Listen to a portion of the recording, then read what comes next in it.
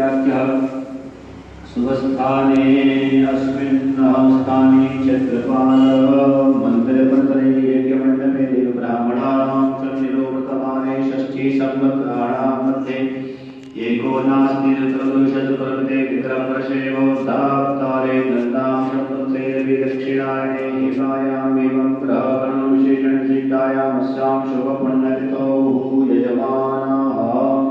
आप अपना गोत्र का नाम उच्चारण करेंगे। अमुक नामो अहम सपत्नी पत्नी का परिवार में बच्चा हुआ सबका नाम आप उच्चारण कीजिएगा। अमुक नामो अहम सपत्नी को सहित अहम सपुत्र पुत्री सहित अहम अखिल कुटुंब परिवार सहित। नमो तुरंताय सहस्रमूर्तये सहस्रपादाय शिशिरोर्वाहवे सहस्रनाम्ने पुरुषाय शाश्वते सहस्रकोटिवधारणे नमः। किसी यज्ञ में संत का आना ये हम सब लोगों का सौभाग्य है। अगर अपने हाथ से यथाशक्ति यहाँ आचार्य जी से शुरू करें।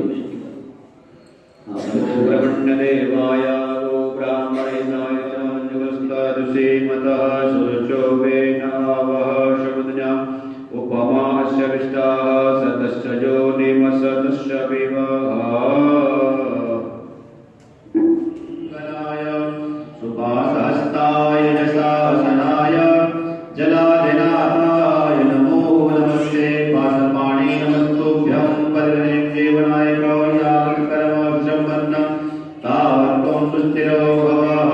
प्रातःनमस्कारं समर्पयामि यच्छोडेन कृतार्थेन इंद्रागस्तादनष्टाद देवता सामिल परिवारं प्रियन्तां नमः।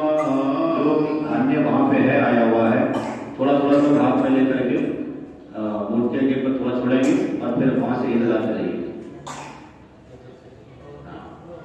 चद्दर से धान्य डालें, उसके बाद चद्दर लगेगी, थोड़ा सा धान्य छोड़ेंगे पहले आप। ओम धान्यवसदिनो देवान् प्राणायुक्तो दानायुक्त्वा व्यानायुक्त्वा देवामनुपादिपदान् देवो सविता हिरण्यपाणिः प्रद्युम्ना शुद्धान् पाणिना सुकेत्वा महेनां पयोषि। एक मुट्ठी सब छोड़ दीजिए, उसके बाद फिर आ जाइए।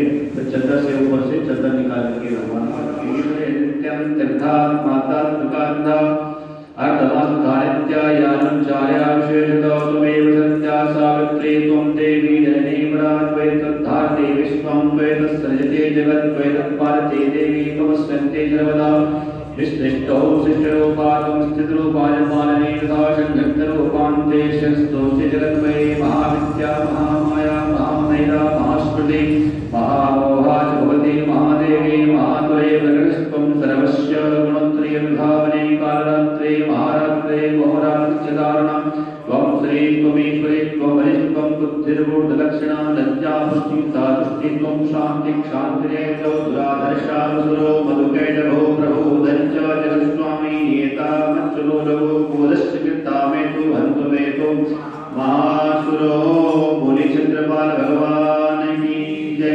जगदम्बा मैया की जय। सर्वोपचारार्थे गन्धाक्षरपुष्पाणि समर्पयामि धूपम् आग्रापयामि दीपं संदर्शयामि नमस्करोमि।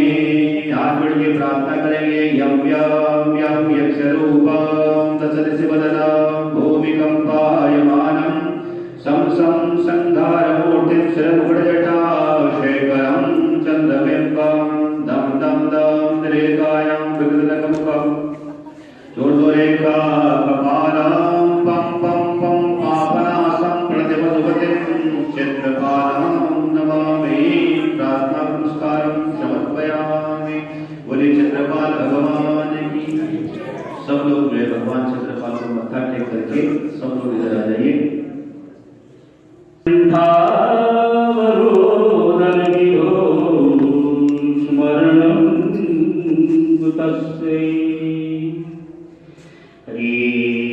चित्तचिन्तय चिरं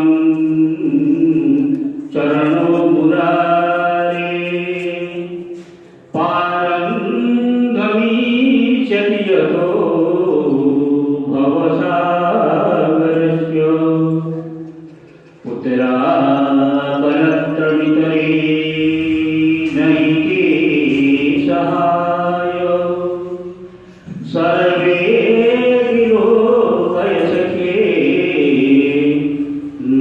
कृष्ण रामाय रामभद्राय स्वपारि परिपूर्णलोचनम् मारुति नमतराक्षसान्तकम्। बोल सच्चिदानंद भगवान की, क्षेत्रपाल भगवान की जयकारा। क्षेत्रपाल भगवान का और शांति दरबार की जय। तो कुछ विचार निकलेंगे, उसको आपके समक्ष रखेंगे। श्रीमन्नारायण नारायण नारायण, श्रीमन्नारायण नारायण नारायण। बोलिए नारायण नारायण नारायण, श्रीमन्नारायण नारायण नारायण, भजमन नारायण नारायण नारायण, भजमन नारायण नारायण नारायण, भजमन नारायण नारायण नारायण। सब बोलिए नारायण नारायण नारायण, भजमन नारायण नारायण नारायण, श्रीमन्नारायण नारायण नारायण, श्रीमन्नारायण नारायण नारायण, श्रीमन्नारायण नारायण नारायण,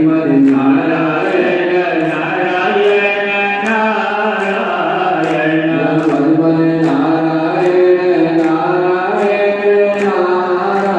नारायण, लक्ष्मी नारायण नारायण नारायण,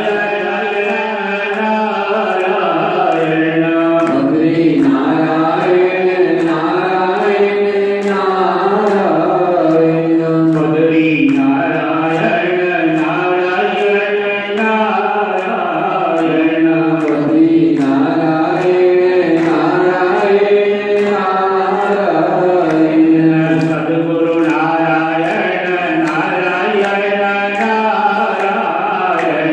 सद्गुरु नारायण नारायण नारायण, सद्गुरु नारायण नारायण नारायण, सद्गुरु नारायण नारायण की जय। अपने अपने गुरु देवता की जय। ओम नमः पार्वती पतये, हर हर महादेव।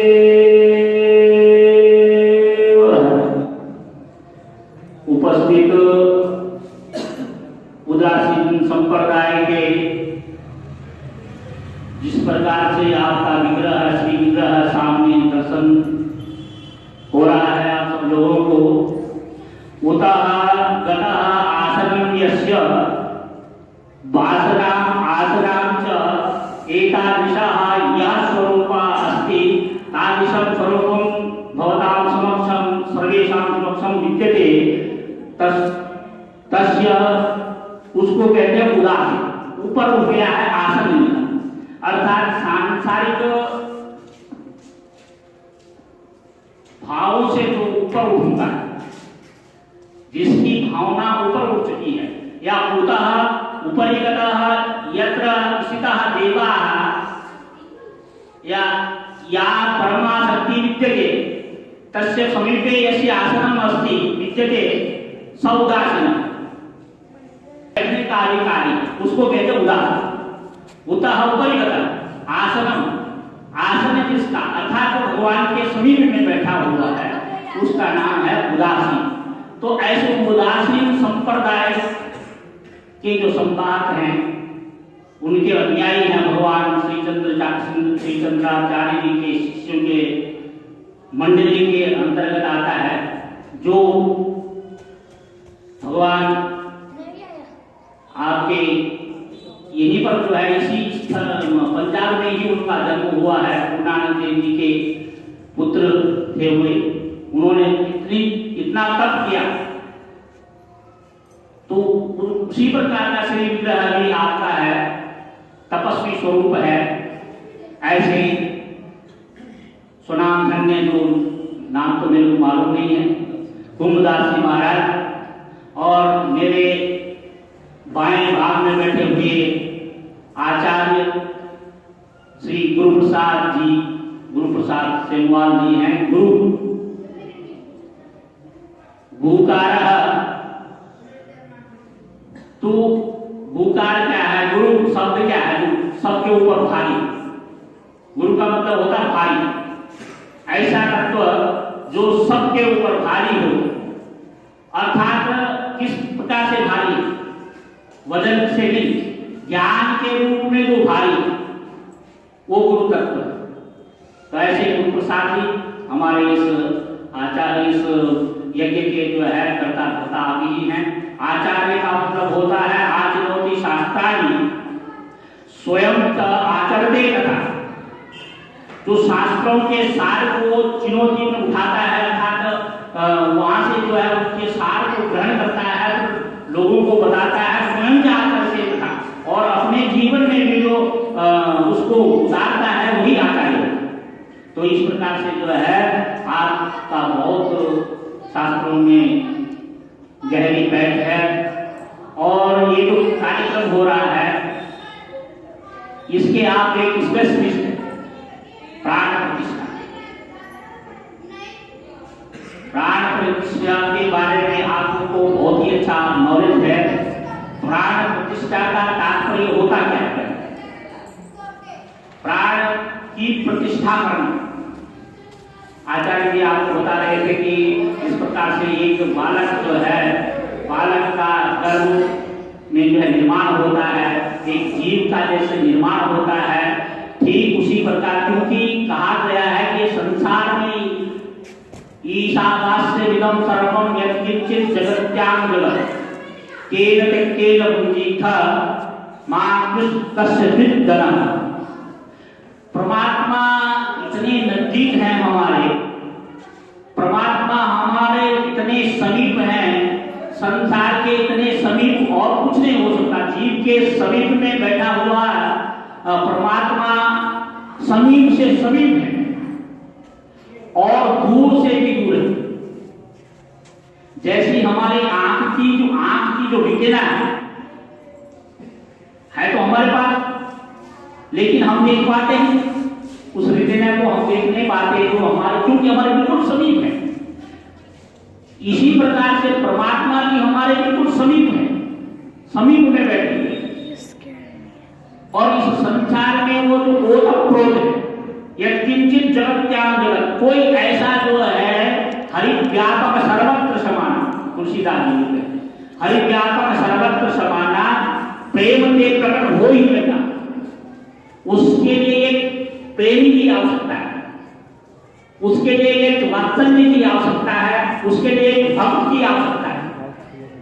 जैसे ध्रुव ने, प्रहलाद जी ने उसको प्रकट किया है, वो खंबे से निकाला, खंबा तो जड़ है, इसमें कोई ताकत नहीं है, ये फर्श है बिल्कुल जड़ है, इसमें चेतनता नहीं। लेकिन भक्त का हृदय होता है, भक्त की जो भावना होती है, जिस प्रकार से गाय के पूरे शरीर में जो है दूध व्यापक, लेकिन कला जो है वस्ते के अंदर ही, कि वो थनों के माध्यम से जो ओतप्रोत जो दूध है, जो क्षीर है, उसको निकालने में वो समर्थ होता है। ठीक उसी प्रकार से जो है भक्त भी जो है भगवान जो पूरी प्रकृति में व्याप्त है, उस तत्व को हम इस प्रकार से जो है खींचे, उसको अपने तरफ लाए, वही जाकर के प्राण प्रतिष्ठा, जो व्यापक तत्व है, उस व्यापक तत्व को एक जगह बिठा देना ही प्राण प्रतिष्ठा है। वही पत्थर है, पड़ा हुआ है, चट्टान में पड़ा हुआ है, पत्थर हमारे घरों में भी वही लगा हुआ है। उसी पत्थर से कोई विशेष पत्थर नहीं हो, कोई विशेष स्थान से नहीं है, उसकी खान में अलग है, ऐसा कुछ नहीं। वही पत्थर आपके घर में लगता है, वही पत्थर जाकर के मंदिर में भगवान बन जाता है। लेकिन क्या करना है, उसी के अंदर से जो है हमको उस पत्थर में से जो है भगवान प्रकट करना है, वो भक्ति की भावना होनी चाहिए। तो ये आचार्य लोग जो है उसके अंदर इस प्रकार की प्रतिष्ठा करते हैं और हमारी भावना ही जो है उसमें जाती है। वो भावनाएं जो है हमारे मन के अनुकूल जो है हमको फल देने की जो है फल देने की ताकत उसमें प्रकट होगी। अभी तक वो जड़ है, लेकिन मंत्रों के माध्यम से जब हम उसके अंदर प्राण तत्व का जो है आदेश करवाते हैं, प्रतिष्ठा करवाते हैं, तो उसके अंदर पावर आ जाती है। और पावर कैसे आती है? जिस प्रकार से ये बल्ब लगे हुए, पंखे लगे हुए हैं, सब कुछ है, लेकिन जब तक ट्रांसफार्मर से इसका जो है संयोजन नहीं हो जाता है तब तक पंखा सब कुछ है, पंखा भी लगा हुआ है, सारे उपकरण लगे हुए हैं, लेकिन उसके अंदर उजाला होगा, प्रकाश होगा, उसके अंदर हवा नहीं होगी। ठीक उसी प्रकार से जो है मंत्रों के माध्यम से उस जड़ तत्व के अंदर जो है चेतन तत्व का संयोजन किया जाता है, तब जाकर के वो जो है, और क्यों होता है, सर्वे मन को जो है निग्रह करने के लिए ये सब चीजें क्या क्यों है, क्यों पड़ी इनकी आवश्यकता, मूर्ति की आवश्यकता क्यों पड़ी है? सभी व्यक्ति जो है वो जो महाराज जी कल बात कर रहे थे, वेदांत हर व्यक्ति नहीं जानता, वेदांत में हर व्यक्ति की पैठ भी नहीं है, बहुत ऊंचे महापुरुष ही वहां तक जा सकते हैं, लेकिन ये मूर्ति गुरु को करना, गुरु बनाना, गुरु धारण करना, ये यही होता है कि आपको जो है ये मन को जो है वहां पर टिकाना है। मन को टिकाने के का जो वस्तु है या कोई ऐसा विशेष स्थान जहां पर मन टिक जाए, उसके अंदर जो है मंत्रों के द्वारा, वेद मंत्रों के द्वारा, विभिन्न प्रकार के यज्ञों से, अनुष्ठानों से यही फायदा होता है। मन उन मंत्रों के द्वारा उसके अंदर जो है चेतन तत्व का आधान होता है और वो फिर जो है हमारे मन को अपने चरणों में टिकाता है और मन को एकाग्र करने का साधन ही मूर्ति है। फिर इससे जो है, अब जो भगवान के स्वरूप का मुझे पता नहीं, वो बोलते हैं कि वो पहले तो साकार तो होना चाहिए।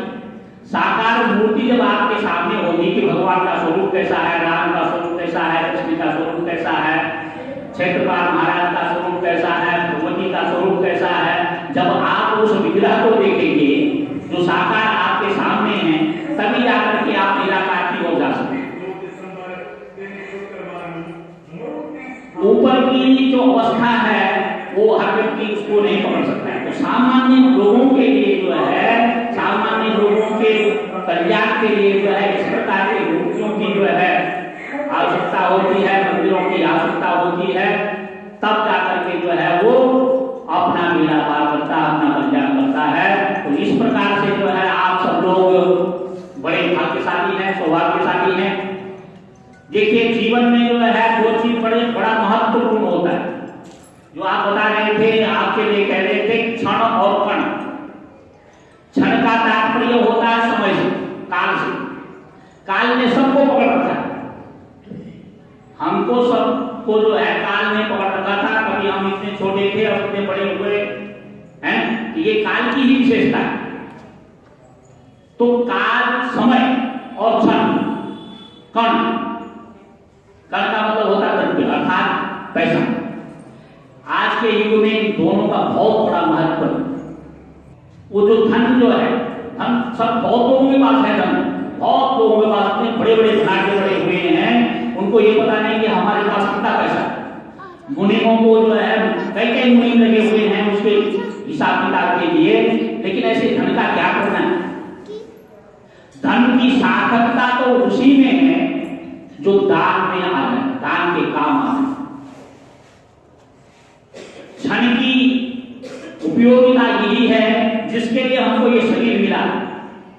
भाई आप जो है मंदिर में जाए, सत्संग में जाए, भगवान की पूजा कर सके, वही सार्थक है। साथ में कोई जाने वाला नहीं, फैक्ट्री पड़ी रह जाएगी, धन पड़ा रहेगा, लोग उसका जो भोग करेंगे, अनाचार, दुराचार, लेकिन जो अपने हाथों से आपने जो है दान दे दिया है, जो अपने हाथों से आपने किसी को दे दिया है, मंदिर में लगा दिया है, सत्संग में लगा दिया है, दीन दुखियों की सेवा में लगा दिया है, वो धन आपका सार्थक है और बिल्कुल जाकर के जो है एफडी हो गई है आपके लिए।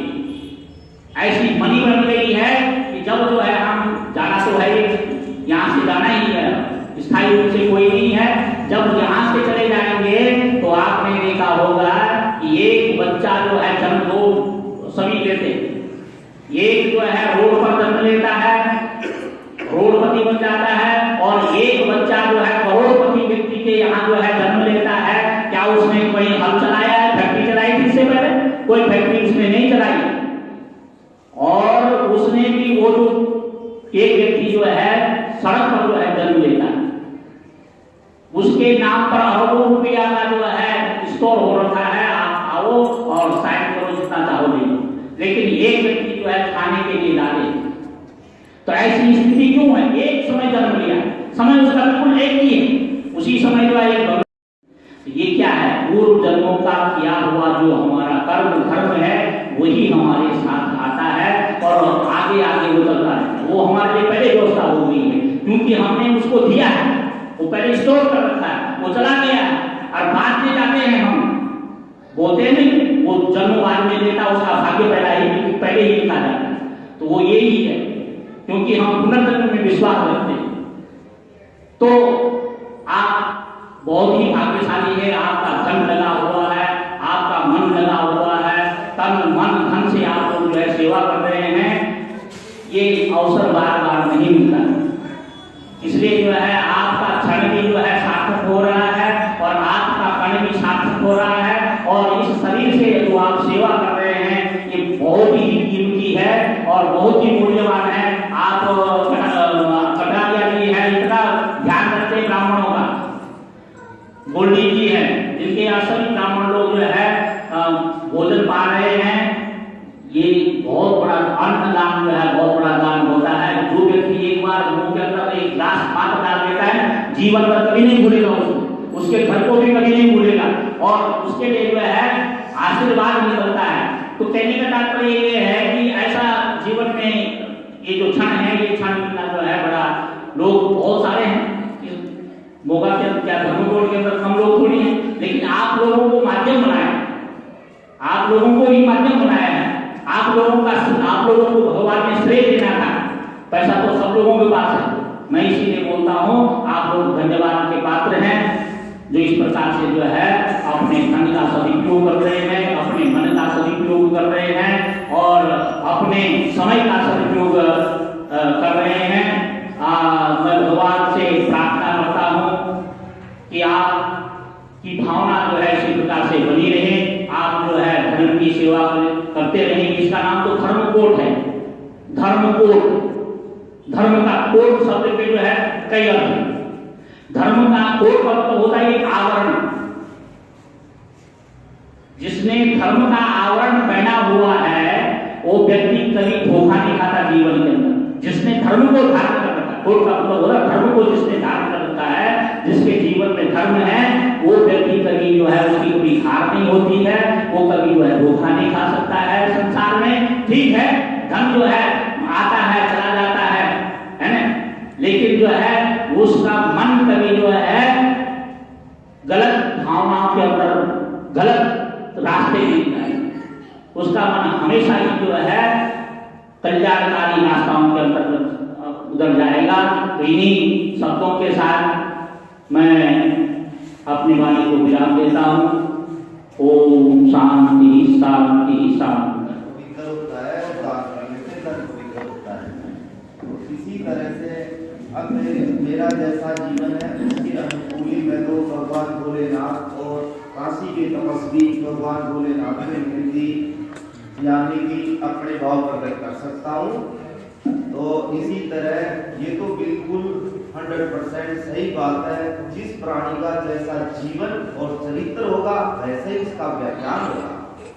तो इसीलिए यानी कि भगवान भोलेनाथ की जो तपस्थली है काशी जी को यानी कि भगवान भोलेनाथ ने अनंत वर्षों तक, अनंत युगों तक, क्योंकि वो तो अनादि है, तो इसीलिए हम उनका युग और वर्षों में तो कथन कर ही नहीं सकते, वो तो सदा शिव है।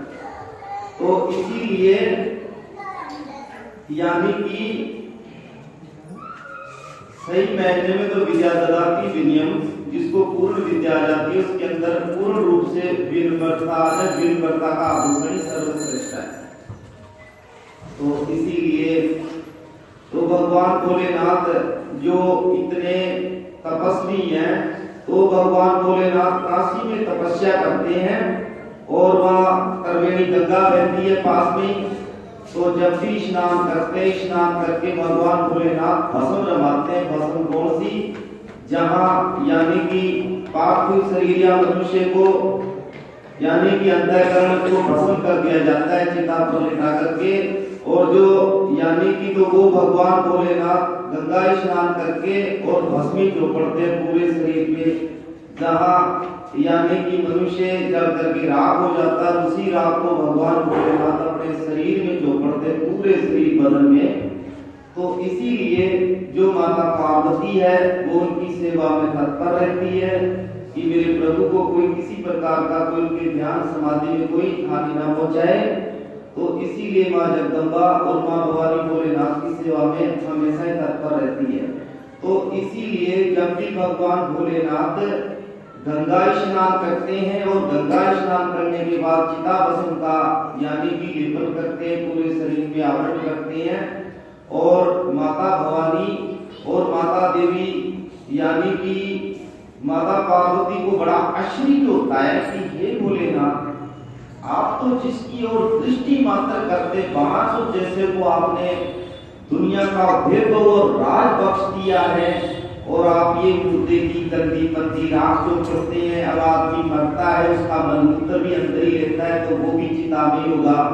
तो जब भी भगवान भोलेनाथ चिता भस्म चौपड़ते हैं तो माता पार्वती को बड़ा आश्चर्य होता है, माता उमा को बड़ा आश्चर्य होता है कि हे भोलेनाथ, सभी देवता सुंदर सुंदर वस्त्र पहनते हैं, सुंदर स्थान पे रहते हैं, तो हे भोलेनाथ आप तो जिसकी ओर मात्र दृष्टि कर देते हैं उसको पूरी दुनिया का वैभव और राज बख्श देते हैं, और आप ये गंदे बंदे इंसान की राख जो पढ़ते हैं। तो फिर भोलेनाथ कहते हैं कि ये देवी कोई नहीं, फिर बताएंगे। फिर वो ध्यान समाधि में बैठ जाते, फिर उनकी ध्यान समाधि का तो कोई अंत ही नहीं है। फिर कभी समाधि खुलती, फिर गंगा स्नान करते, फिर चिता भस्म चौपड़ते। तो एक दिन माता पार्वती ने ऐसा हट कर लिया कि हे भोलेनाथ, ये जो आप मनुष्य की राख चौपड़ते हैं अपने शरीर में, इसका क्या तात्पर्य है, इसका क्या कारण है, हे भोलेनाथ मुझे समझाओ। तो भगवान भोलेनाथ गंभीरता से कहते हैं कि हे देवी, ये बहुत जीवन का गूढ़ रहस्य है, जिसने इस रहस्य को जान लिया ना वो यानी कि पूरे संसार के मोह माया से मुक्त हो जाता है, और इसको राज ही रहने दो। ये राज तो देवी माता पार्वती ने हट किया कि जब तक आप मुझे ये शरीर में राख जो पड़ते इसका रहस्य मुझे नहीं समझाएंगे तो मैं अन्न जल का त्याग करती हूँ। और यानी कि तो इसीलिए भगवान भोलेनाथ कहते हैं कि हे देवी, ये बहुत सार्वभौमिक और तत्वसार बात है, तो मैं जरूर इसका गूढ़ रहस्य समझाऊंगा। तो भगवान भोलेनाथ कहते हैं कि ठीक है देवी, आपको बहुत समय हो गया है मुझे इस बात की कि आप ये चिता की भस्मी क्यों चौपड़ते हैं शरीर में। तो फिर भगवान भोलेनाथ और माता उमा यानी कि अंतरिक्ष अंतर्ध्यान हुए और समुद्र के तट सोमनाथ चले गए। सोमनाथ चले गए तो वहां उन्होंने एक नौका ली, जो लकड़ी की नौका होती है किश्ती, और उसमें बैठ गए और तीन ताड़ी मारी। सब जानवर समुद्र में वृक्ष तो होते नहीं है, और जो जलचर प्राणी है सब भाग गए। एक मछली भाग रही थी, उसके मुंह में वो जो नौका थी किश्ती थी उसकी कोई रस्सी थी नीचे, वो उसके मुंह में अटक गई और वो वहीं सुनती रही। तो भगवान भोलेनाथ, और जहां भी आज भगवान भोलेनाथ की तपस्थली है, जहां भी ज्योतिर्लिंग में विराजमान है, तो वहां सभी जगह महाशमशान ही महाशमशान है। तो इसी तरह भगवान भोलेनाथ कहते हैं, हे देवी, हे मां, हे पार्वती, पूरे ध्यान पूर्वक मेरी बात को सुनना, श्रवण करना, तो तुम्हें अवश्य यानी कि मानव के जीवन का रहस्य बदलाता हूं। जब हे देवी उमा, जब मनुष्य का जन्म होता है, कामना, वासना, तृष्णा, इच्छा, अभिलाषा, यानी कि इसके जन्म से ही साथ रहती है। यानी कि मनुष्य 25 प्रकृति से निर्मित है। कामना, वासना, तृष्णा, इच्छा, अभिलाषा, काम, क्रोध, लोभ, मोह, अहंकार, पांच प्रकृति और पंच तत्व और पंच। तो इसीलिए हे देवी, यानी कि जब भी मनुष्य जन्म लेता है, कामना, वासना, तृष्णा, इच्छा, अभिलाषा, इसी में उसकी उत्पत्ति होती है। और जैसे जैसे ग्रोथ करता है, मनुष्य बढ़ता है, क्यों तो इसको काम, क्रोध, लोभ, मोह, अहंकार सदैव ही व्यापते रहते हैं। हे देवी, इसीलिए इस महामाया से कोई नहीं बच सका।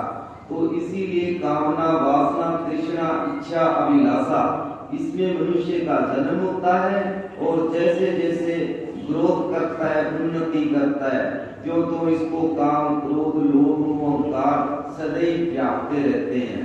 तो हे देवी पार्वती, ये जो मनुष्य है, यानी कि इनसे इस महामाया के अधीन है, यानी कि जितने भी विकार है, 25 प्रकृति से जो मनुष्य निर्मित हुआ है, इसके ऊपर है एक महामाया पराबला, जिस महामाया के अंतर पूरा ब्रह्मांड ही है। और इस महामाया से कहीं छुटकारा हो, तब जाकर के मोक्ष की करें बात है। तो इसीलिए भगवान भोलेनाथ कहते हैं कि हे देवी, ये जो मनुष्य है, जब तक जीता है तो इसकी कभी कामना, वासना समाप्त नहीं होती है। एक कामना पूरी होती है, तुरंत ही दूसरी जागृत हो जाती है। और इसी तरह जब तक इसका जीवन है, जैसे ही इसको शरीर प्राप्त होता है, तब तक यानी कि विकारों के अधीन हो जाता है। और जो पूर्ण ब्रह्म तत्व को जान लेता है, वो जीते जी स्त्री, पुरुष, नर, नारी में कोई फर्क नहीं रखता। उसके लिए सिर्फ एक जीव है, एक मनुष्य है, सिर्फ तो सिर्फ एक मानव है, जो प्रकृति। तो इसीलिए हे देवी पार्वती, अब वो नौका घुमाते घुमाते फिर किनारे की ओर आ गए, और जो मछली जिसके मुंह में वो यानी कि रस्सी का टुकड़ा फंसा हुआ था, वो सुन रही थी। और ऐसे जो विरक्त और तत्व ज्ञान का श्रवण करते करते किनारे पे आया, तो उसी मछली ने योगेश्वर मच्छिंद्र नाथ जी की उत्पत्ति बताते हैं। तो फिर भगवान भोलेनाथ किनारे पे आकर के वहां फिर शमशान कोई जल रहा है, किसी की राख की ढेरी पड़ी है और कोई मुर्दा जल रहा है। भगवान भोलेनाथ माता उमा पार्वती को कहते हैं कि हे देवी, इस धूर्त मुर्दे की राख में और मुझमें बस इतना ही फर्क है कि ये धूर्त मर के राख हुआ है, हम जीते जी राख है। तो जो जीते जी राख हो जाए ना, वो योगी कहलाने योग्य है, वरना नहीं। तो इसी तरह से ये जो सार्वधिक कहानी है, ये उस मछली ने सुनी, और मछली ने जब देखा तो भगवान भोलेनाथ ने कहा कि इसने मेरी बात चुराई है। तो उसने कहा कि हे भोलेनाथ, आपने वचन दिया था कि हे देवी, मेरे एक एक अमुक वचन अमरता की ओर प्रदान करेंगे। तो हे भोलेनाथ, आप मुझे कदाचित भी है ना मृत्यु नहीं दे सकते हैं। तो उसने कहा कि मृत्यु नहीं तो तुझे अमरता जरूर मिलेगी।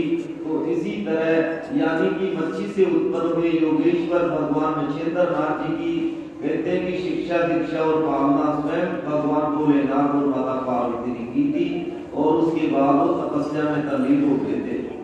और उन्हीं से ही यानी कि 9,84 सिद्धों की उत्पत्ति कहलाई जाती है। भगवान भोलेनाथ के तो यानी कि अंशावतार बहुत है, मच्छिंद्र नाथ, जलंधर नाथ, दुर्वासा, हनुमान जी। तो इसी तरह ये सभी भोलेनाथ के अंशावतार कहलाते हैं। तो यानी कि हाँ, बात करे कोई ब्रह्मवेत्ता की तो पहले संसार के मोह माया से तो निबट ले, फिर जाकर के कोई ब्रह्म तत्व और ब्रह्मवेद की बात करे तो जचेगी। और यानी कि पर ये एक तो लोह की बेड़ी, एक मोह की बेड़ी। कहते हैं कि लोहे की बेड़ी तो समय पाकर के किसी जतन से टूट सकती है, पर मोह की बेड़ी ऐसी प्रबल है कि इसको ना जंग लगता है और ना ये टूटने का नाम लेती है। तो इसी तरह यानी कि और वो सर्वश्रेष्ठ इंसान कहलाता है जो संसार में रहते हुए भी आसक्ति से मुक्त है। यानी कि बच्चे परिवार तो है, पर उसने ईश्वर को समर्पित है कि ये प्रभु सब तेरा ही तेरा है, मेरा तो मुझ में कुछ नहीं है, सब कुछ तू ही तू है, जिधर देखता हूँ। तो वो इंसान कभी भी किसी प्राणी से द्वेष की भावना कदाचित भी नहीं रखेगा, जो हर प्राणी में ही ईश्वर का वजूद देखता है, पशु पक्षी परिंदे में भी। तो ऐसे प्राणी के अंदर द्वेष और ईर्ष्या कभी आ ही नहीं सकता। तो इसीलिए भगवान भोलेनाथ का तो जीवन इतना है कि उनकी कथना और उनका वर्णन करते करते जिंदगी बीत जाए तो भी थोड़ा पड़ जाएगा। तो इसीलिए भगवान भोलेनाथ भी तो इसी तरह विद्या ददाति विद्यम, इसको पूर्ण रूप से ज्ञान हो जाता है, वो कभी किसी चीज का गर्व अहंकार नहीं करता है, उसके अंदर तो विनम्र भाव हो जाता है। जैसे जिस डाली को फल लग जाता है वो डाली झुक जाती है। तो इसीलिए यानी कि जो विनम्रता है वो आत्मा को शांति देती है, और जो क्रोध और अहंकार है वो आत्मा को जलनशील करता है, उसकी आत्मा ने। तो इसीलिए जिसका हृदय जितना शुद्ध पवित्र सहनशील होगा तो उसका ज्ञान प्रवृत्ति और सुख शांति समृद्धि बनी रहेगी। मैं कागज दी बेड़ी में रखा, तू मैनू पार लगाया, शुक्र करा मैं तेरा हरदम, मैं जो मंगिया सो पाया, मैं जो मंगिया सो पाया।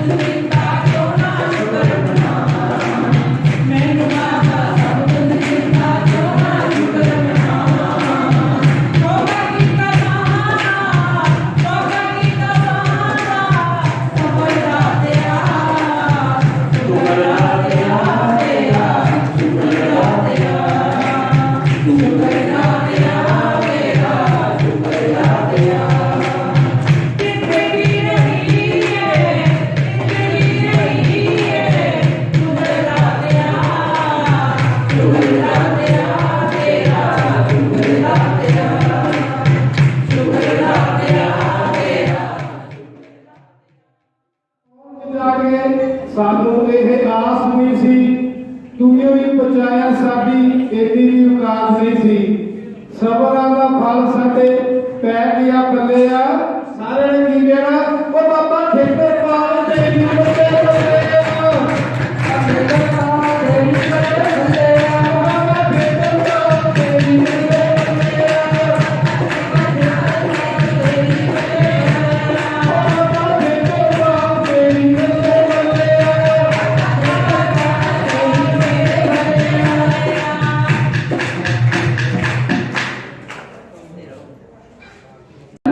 वो बाबा का सच्चा भक्त है, सच्चा सेवक है। ठीक अपने मंदिर से नगर की सुख शांति के लिए, पंजाब की सुख शांति के लिए, धर्मकोट की सुख शांति के लिए, देश की सुख शांति के लिए कामना करनी है, अरदास करनी है कि बाबा जी की जो परिक्रमा ठीक 10 बजे मंदिर से शुरू हो जाएगी और ठीक 2 बजे तक मंदिर में वापस आएगी।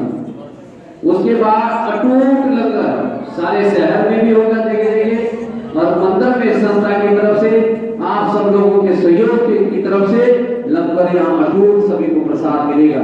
अभी सभी चरणामृत लेके जाना। आचार्य जी एक चरणामृत दीजिएगा सबको।